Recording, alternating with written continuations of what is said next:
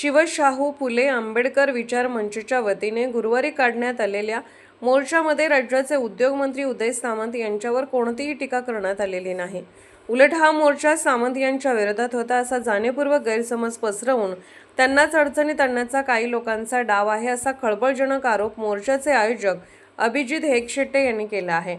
शिवशाहू फुले आंबेडकर विचार मंचच्या वतीने नुकतीच एक पत्रकार परिषद घेण्यात आली। या मोर्चामुळे उदय सामंत यांना अडचणीत आणण्याचा प्रयत्न होत असल्याचा आरोप शिवसेना भाजपच्या वतीने करण्यात आला होता।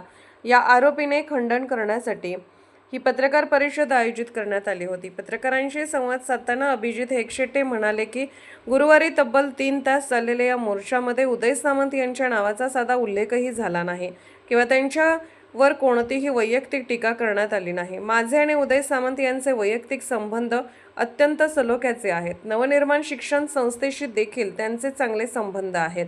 उदय सामंत यांच्या कार्याचे कौतुक करताना हेगशेट्टे पुढे म्हणाले, उदय सामंत हे शासनाचे प्रतिनिधी आहेत, त्यामुळे हक्काने त्यांच्याकडे मागण्या मांडल्या गेल्या पाहिजेत।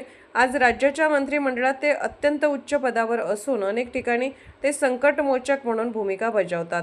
मनोज जरांगे पाटील यांना ज्यूस पाजून उपोषण सोडवण्यातही त्यांचीच महत्त्वाची भूमिका होती, याचा आम्हाला अभिमान आहे।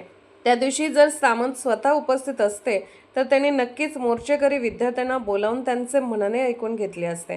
विद्यार्थ्यांच्या भावनांशी खेळू नये असे असतानाही पत्रकार परिषद आणि हा मोर्चा सामंत यांच्या विरोधात असल्याचा जो नॅरेटिव्ह काही लोकांकडून तयार केला जात आहे तो पूर्णपणे चुकीचा आहे। हा खऱ्या अर्थाने उदय सामंत यांनाच अडचणीत आणण्याचा डाव वाटतो।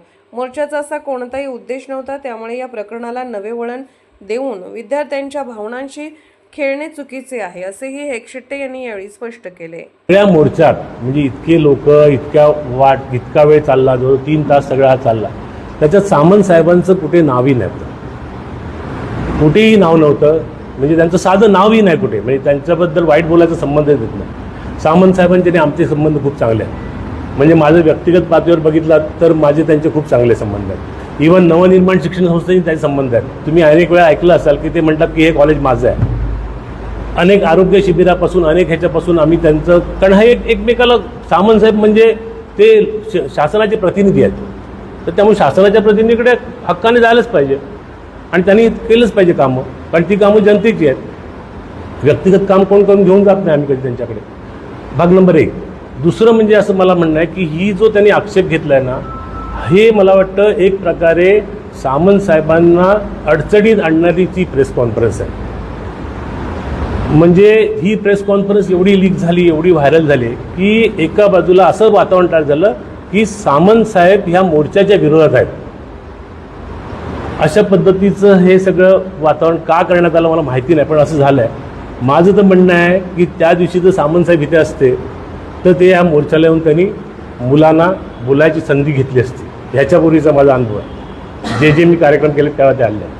कारण आज महाराष्ट्रातला आम्हाला अभिमान आहे, आम्हाला त्यांचं कौतुक आहे की आज महाराष्ट्रात आमच्या विधानसभेतला एक प्रतिनिधी महाराष्ट्रात मंत्रिमंडळ पदावर इतक्या उच्च पदावर आहे, त्यांना इतक्या निर्णायक भूमिकेत आहेत ते, तर त्यामुळे ते अनेक ठिकाणी संकटमोचक अशा भूमिकेत असतात। आपण बघितलं असाल की जरांगे पाटलांना फळाचा रस कोणी दिला, तर त्यामुळे ते ध्यायाच्यात असतात। त्यामुळे त्यांनी त्यांच्या विरोधात असायचा हा मोर्चा संबंध येत नाही आणि या मोर्चाचा उद्देशच तसा नव्हता। त्यामुळे अशा पद्धतीने त्याला ट्विस्ट करणं आणि त्याला वेगळं हे देणं खूप चूक आहे। मुलांच्या भावनांशी खेळण्याचा हा प्रकार आहे असं मला वाटतं।